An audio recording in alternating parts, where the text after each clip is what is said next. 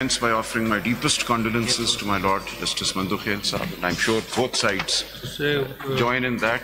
Allah's will. In response to duty, he is here after. Most grateful, my Lord, most grateful. May the departed be blessed by Allah. In Jannat, we share your sorrow, my Lord. Thank you very much. My Lord, I go straight away to the judgment in the case of Sindh High Court Bar.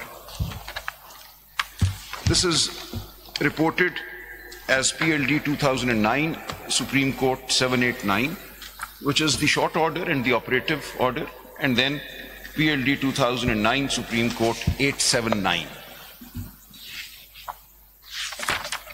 Now, this is what I have submitted, a judgment that forms a part of the set of judgments whereby this court has tried and successfully accomplished the return to the constitutional path after a constitutional deviation.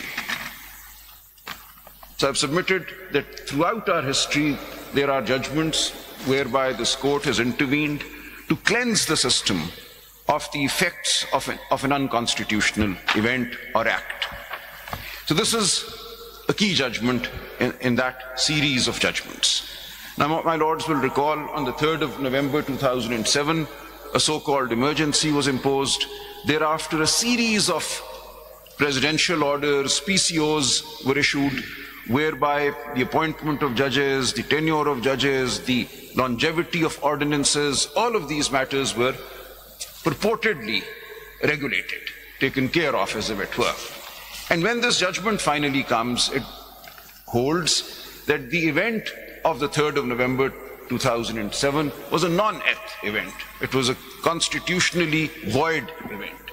And all subsequent actions, the entire superstructure built on the event of the 3rd of November 2007, therefore, was also unconstitutional and void, and the entire superstructure was brought down. Kindly turn with me to page 789 in PLD 2009 Supreme Court. Now, we've started at 9:45, and I'll inshallah abide by the time given to me. Page 945. My Lord, I go first to 789, PLD 2009, Supreme Court 789, and then from pages 802 onwards. This is the short order, and then the detailed judgment is reported as page 879. G.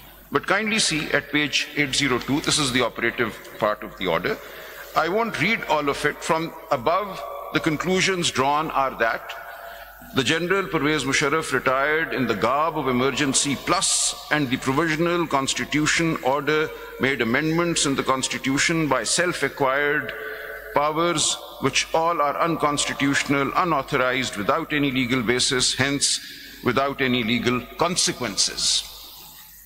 2. Mr. Justice Abdul Hamid Dogar took oath as CJP in violation of order dated so-and-so, passed by a 7-member bench headed by D. Jore, Chief Justice of Pakistan, and in pursuance of unconstitutional instruments introduced by General Pervez Musharraf, retired, additionally knowing well that the office of Chief Justice was not lying vacant. Also, the judges who were either retired or were not holding any judicial office besides those in high courts took fresh oath on their appointment on and after 3/11/2007 till 15/12/2007 in the Supreme Court, where the full strength of judges along with ad hoc judges appointed under the Constitution were already working. I go on.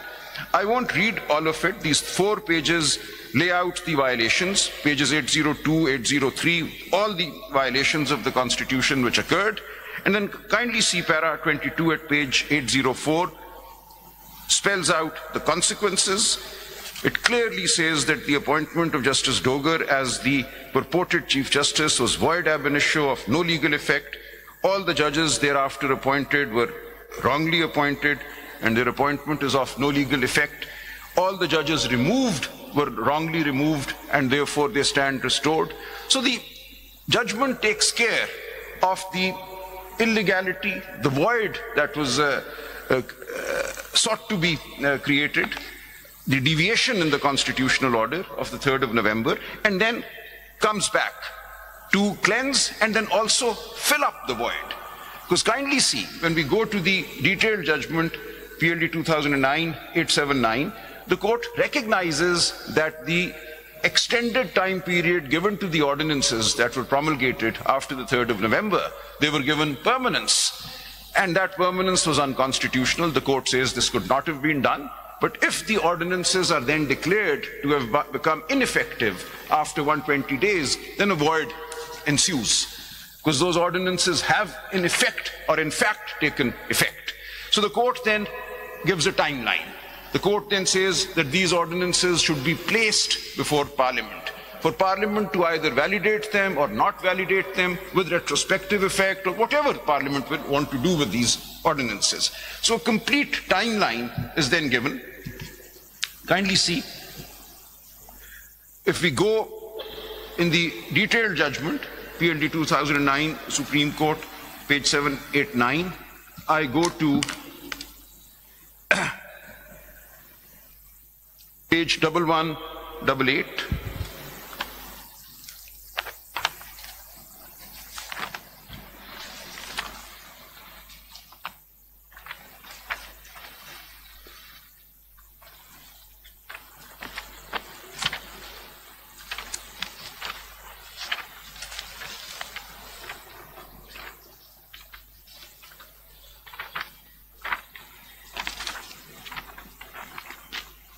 And about the middle of the page, kindly see, close to the foot of the page, the judgment in Shaila Zia's case is mentioned, which is a landmark authored by His Lordship Justice Salim Akhtar as he then was, but about 10 lines from there, the relief being in the nature mentioned in Article 199 can be modified, and also consequential reliefs can be granted, which may ensure effective protection and implementation of the fundamental rights.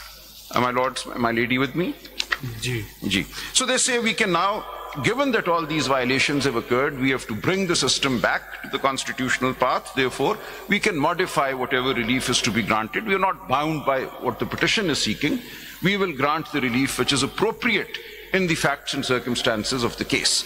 So the prayer is of no relevance once the court comes to the conclusion that there has been a constitutional deviation. Article 184(3) is attracted. All orders in the nature of orders under Article 199 can be passed and beyond.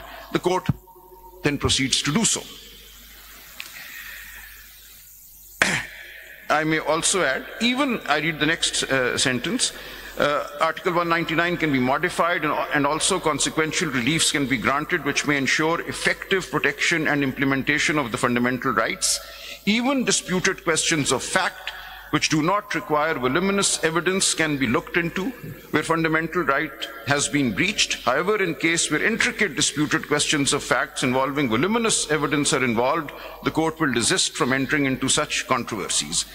Primarily, the questions involved are decided on admitted or prima facie, now I underline, prima facie established facts. That is good enough for the purpose of a decision and an order under Article 184(3).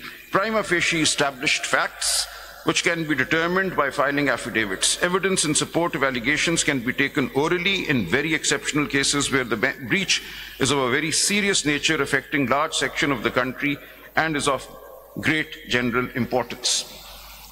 Then I go to page 1204.